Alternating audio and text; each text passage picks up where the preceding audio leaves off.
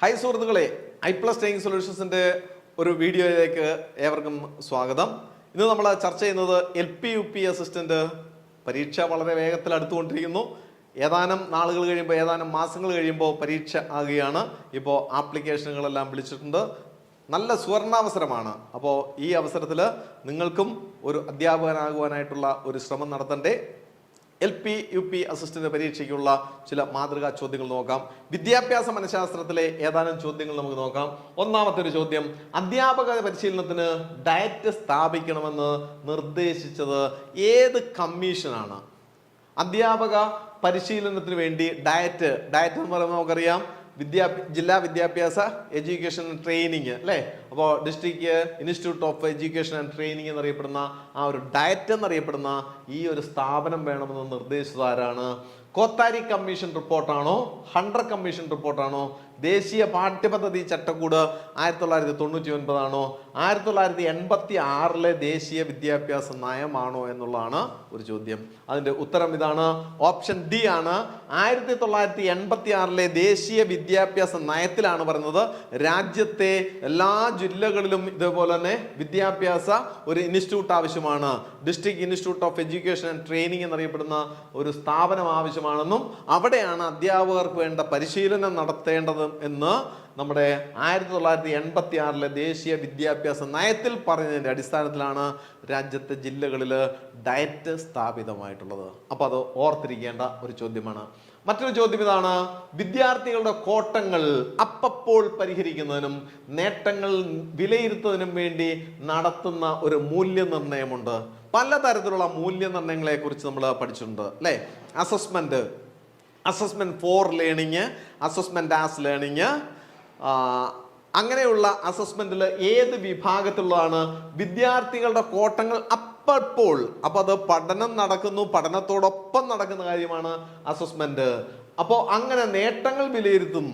അപ്പോൾ കോട്ടങ്ങൾ വിലയിരുത്തുകയും അതേപോലെ തന്നെ അപ്പപ്പോൾ പരിഹരിക്കുകയാണ്.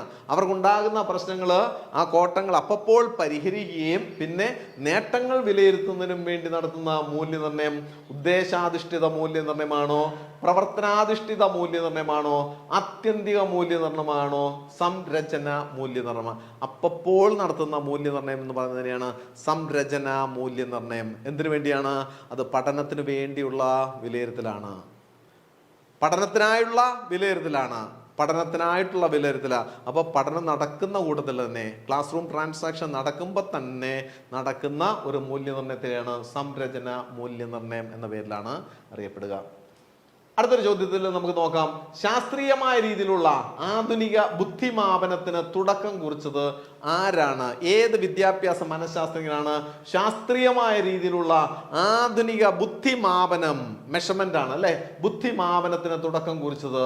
Guilford, Alfred Binet, Spearman, CH Rice. Alfred ബിനെയാണ് ശാസ്ത്രീയമായ രീതിയിലുള്ള ആധുനിക ബുദ്ധിമാപനത്തിന് തുടക്കം കുറിച്ച വിദ്യാഭ്യാസ മനഃശാസ്ത്രജ്ഞൻ.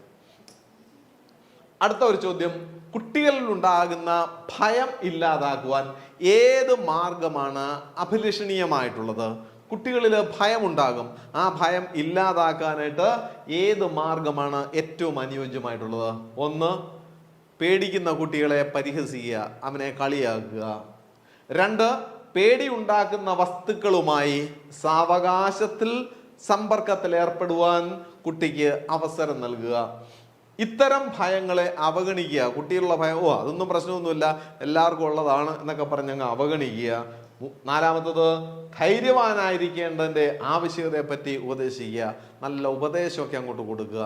ഇതിലേതാണ് ഏറ്റവും അനുയോജ്യമായിട്ടുള്ളത്? കുട്ടികളിലെ ഭയം ഇല്ലാതാക്കുവാനായിട്ട് ഏറ്റവും നല്ല മാർഗം ഏതാണ്? കുട്ടിയെ പരിഹസിക്കുകയാണോ? ഒരിക്കലുമല്ല.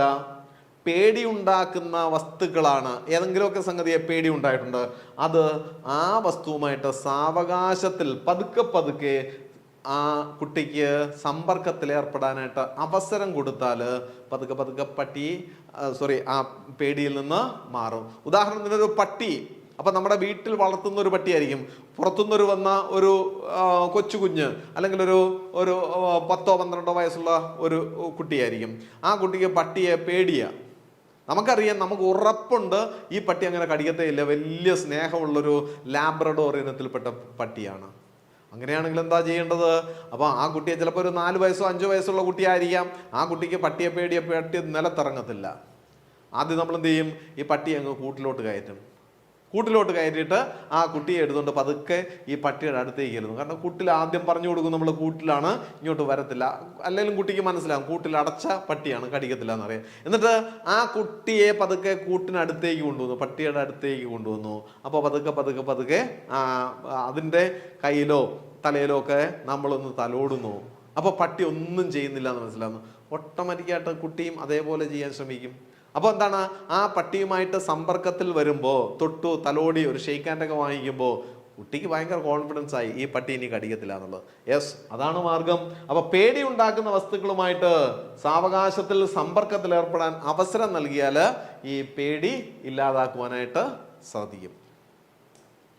മറ്റൊരു ചോദ്യം, താഴെ പറയുന്നവയിൽ പഠന വൈകല്യമല്ലാത്തത് ഏതാണ്? പഠന വൈകല്യം നമുക്കറിയാം, പലതരത്തിലുള്ള പഠന വൈകല്യങ്ങളുണ്ട്. Dyslexia, anorexia, dysgraphia, dyscalculia. പഠന വൈകല്യത്തിൽ പ്രധാനപ്പെട്ട 3 നമ്മൾ പഠിച്ചിട്ടുള്ളത് ഇവിടെ കൊടുത്തിട്ടുണ്ട്.